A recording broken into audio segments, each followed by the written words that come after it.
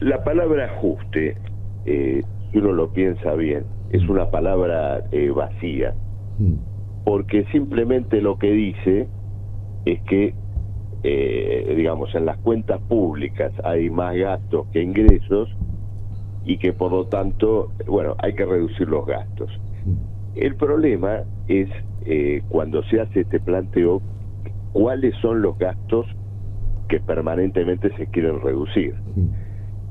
Milagrosamente la palabra ajuste, en ese caso, a lo único que alude es a, por ejemplo, volver a reducir todavía más las jubilaciones, recortar los gastos sociales, afectar las asignaciones de educación, de salud. Ahora, cuando uno analiza el presupuesto nacional, tiene, por ejemplo, partidas muy importantes que tienen que ver con subsidios, exenciones a grandes grupos empresarios. Todos esos recursos, por ejemplo, los que el Estado le perdona a las grandes empresas, son más importantes que todo el déficit fiscal. Es decir, el país, el Estado, gasta más en no cobrarle impuestos a los grandes grupos capitalistas que todo el déficit fiscal que tiene. Más importante todavía es el peso de los intereses de la deuda, que de acá, por ejemplo, 1 año y medio, 2 años, bueno, directamente va a triplicar o cuadruplicar el actual déficit fiscal. Entonces, la palabra ajuste, vamos a ver, si nos tocara gobernar a nosotros, seguramente haríamos un ajuste, pero haríamos un ajuste respecto de todo lo que tiene que ver con el rescate de grandes intereses empresarios, claro, que viven indudablemente de este tipo de recursos, y que cuando los logran embolsar, como ocurrió por ejemplo durante todo el periodo de la pandemia, fugan el dinero del país. No nos olvidemos nosotros que el gran salto del dólar en los últimos años ocurrió justamente después que Macri pierde la PASO. Claro, digamos, ahí tuvimos por supuesto un salto, pero por supuesto que ese fue un gran salto devaluatorio, porque los capitales golondrina que habían entrado durante todo el periodo anterior ya estaban en plena fuga. Y direccionado fuese también, Marcelo, ¿no? Claro. Digo, como dejar hacer del gobierno en ese sentido. Por supuesto, y más recientemente, en 2020, cuando se otorgan una serie de facilidades, subsidios a las empresas, bueno, después inmediatamente se produce un gran salto del dólar. Es decir, que lo que debía ser un rescate del empleo, del salario, se terminó finalmente en la vía para fugar divisas del país. Hoy está ocurriendo claramente eso. Usted fíjese que los recursos que el gobierno le da a los exportadores en estos planes Soja 1, Soja 2, Soja 3, no aliviaron de ningún modo la situación de la balanza comercial. Tampoco financiaron en gran medida importaciones, porque sigue habiendo un cepo muy rígido a las importaciones. Lo que ocurre es que se ha armado una puerta giratoria. Los dólares que entran por la vía de los exportadores favorecidos salen probablemente por esa misma vía cuando ellos los compran a través del cambio de títulos, a través del dólar blue, bueno, y de todos los recursos que en este momento están haciendo explotar, ¿no es cierto?, al mercado cambiario. Entonces se ha armado un mecanismo de relojería para vaciar al país. Esto es lo verdad. Ahora, como ha ocurrido otras veces en la historia argentina, el camino que se busca para enjugar esta situación es ahora otro cimbronazo contra el mundo del trabajo, que es el que se está aplicando ahora sin decirlo, que es esta situación, digamos, de la inflación cabalga casi al 8% mensual, y si no, el que se promete para después de las elecciones, con estos planteos de dolarización, y todo lo que escuchamos cotidianamente, que de todos modos, aunque el fantasma de esa devaluación y de esa dolarización se agita para después de octubre, es como que sin querer ya se está abriendo paso ahora. Uno lo escucha a economistas ortodoxos y habla de una mala praxis de el gobierno. Escucha a gente del gobierno y habla de una corrida intencional, de un golpe de mercado. En el medio, una jugada aparentemente que sale desde la propia Casa Rosada para bajarlo a Massa. ¿Qué es lo que está pasando concretamente, Marcelo? Bueno, yo creo que de las dos cosas que usted decía, Luis, en cierto modo están pasando las dos al mismo tiempo. Es decir, hay una oposición, o por lo menos una fracción de ella, que está efectivamente preparando las condiciones de una hiperinflación y una devaluación que lleve luego a la disolución de la moneda, y por lo tanto su reemplazo por el dólar. Y bueno, y luego tenemos un gobierno que no tiene ninguna capacidad para frenar ese camino, y como eligió un mecanismo inflacionario para llevar adelante el ajuste, él mismo, sin decirlo, ¿no es cierto?, sin proclamarlo, es el que pavimenta el camino de los Milei y de los Bullrich, y facilita el camino de la dolarización. Porque esta dolarización sobre la cual tanto se habla, no va a llegar, si lamentablemente llega, simplemente porque alguien dispone un decreto y dice, bueno, vamos a reemplazar la circulación de la moneda argentina por dólares, como algo que alguien planifica organizadamente. Esto va a venir impuesto como resultado de un golpe de mercado y de la desaparición de la moneda nacional después de una corrida, después de una hiperinflación. Este tipo de cosas se imponen por los hechos consumados.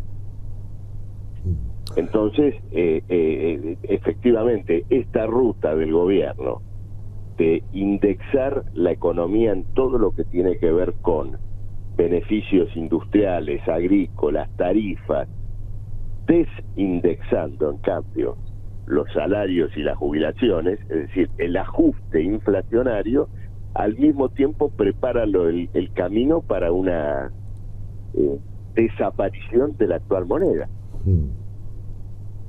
Ahora, Marcelo, vos recién lo nombraste a Milei.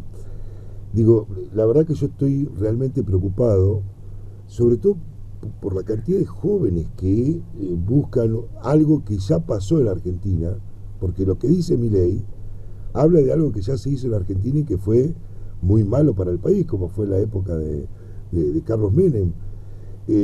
Digo, también hay algo que se esconde detrás de Milei por parte de los medios para hacerlo crecer de alguna manera. A mí no me cabe la menor duda, es decir, es un producto de una acción mediática muy intensa, donde simplemente se quiere asociar el planteo más reaccionario que alguien pueda defender hoy en cualquier aspecto, con una rebeldía, con, digamos, un espíritu contestatario, del cual no tiene nada. Miren, no tiene nada de eso ni nada de nada en general. Ayer o antes de ayer, en un programa de televisión de un canal importante, le estaban haciendo un reportaje que seguramente, digamos, ningún político de izquierda gozaría del beneficio de estar 40 minutos sentado en un sillón confortable, en horario central, con un periodista últimamente muy encumbrado, ¿no es cierto?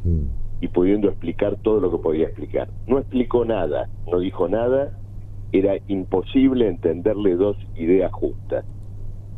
Entonces, simplemente lo que despierta interés de Milei es el gesto, ¿no es cierto? La rebeldía, entre comillas, digamos, que puede despertar dentro de ideas que son efectivamente las más viejas que se puedan imaginar en materia económica, social o política. Imaginen ustedes que la dolarización es transformar a la Argentina en una suerte de Puerto Rico del Sur, que pasa a depender monetariamente de la Reserva Federal Norteamericana. El planteo de dolarizar además esconde otras cosas, porque todos saben que Argentina no cuenta con los dólares necesarios para respaldar una circulación monetaria y solo los podría sostener en base a un préstamo que, para que exista, debería tener la garantía de activos contantes y sonantes, es decir, un canje de deuda por activos, litio, petróleo, gas, tierras públicas, en fin, esa es la parte no explicitada de la dolarización, que sin duda existe. Ya fue lo que ocurrió en la época de Menem y Cavallo, cuando en el proceso de privatizaciones se cambiaba deuda también por activos. La dolarización en ese plano va a implicar otro salto en la deuda externa y, por supuesto, una extraordinaria enajenación de recursos, además de que va a tener como resultante muy clara una degradación del salario, de las condiciones de vida, de las jubilaciones, porque naturalmente en esa devaluación implícita que implicará dolarizar, bueno, vamos a pasar a jubilaciones de $50 y salarios mínimos de esa dimensión. De 50, sí, claro, porque hay que decirle a la gente que no es el que gana 100.000 pesos, va a ganar $100.000, va a ganar $100, $50, claro. $70, y ese va a ser el sueldo promedio. Por supuesto. Entonces, vamos a tener allí un proceso económico donde la Argentina va a valer, para decirlo mal y pronto, 2 mangos, ¿no? Como aquel programa de televisión, todo por 2 pesos. Todo por 2 pesos. Ahí se va a producir una inyección de crédito que le va a permitir a los que tengan dólares comprar en la Argentina lo que sea a chauchi palito, ¿no es cierto? Y luego, todavía algo más grave, con la dolarización de los precios, una inflación en dólares, como la que tuvimos en los años 90, con salarios ultra deprimidos. Es decir, el paraíso de los que estuvieron el otro día en Yao Yao. ¿Qué me dices? Claro. La última, Marcelo. Ayer parece que la CGT se acordó de que la situación está complicada en el país. ¿Qué te genera esto? Digo, usted tiene una postura, lo viene marcando hace muchos años, pero la verdad que yo lo tomo como una falta de respeto total al laburante, esta actitud que ha tenido la CGT durante todo este tiempo, porque con el gobierno de Macri también. Sí, creo que es un llamado a salvar el plan de Massa, no a salvar a los que viven de su trabajo. Esa advertencia que hacen tiene que ver con una suerte de, bueno, pónganse de acuerdo, sigan haciendo el ajuste, pero eviten una crisis política. El comunicado de la CGT no dice una palabra de los intentos de reforma laboral que están en puerta, de todo lo que se está pergeñando para atacar el salario ya desde hoy y a futuro. O sea, omite todo eso y hace un difuso llamado a la unidad, que es la unidad de todos los que están tramando contra el que trabaja. Recibí el resumen diario de politicaobrera.com en tu celular. Es fácil y es gratis. Agenda +54 911 73 60 08 17 y mandanos un WhatsApp. Listo. Ahora vas a recibir diariamente nuestro resumen con la situación nacional e internacional y las luchas del movimiento obrero desde una perspectiva socialista. politicaobrera.com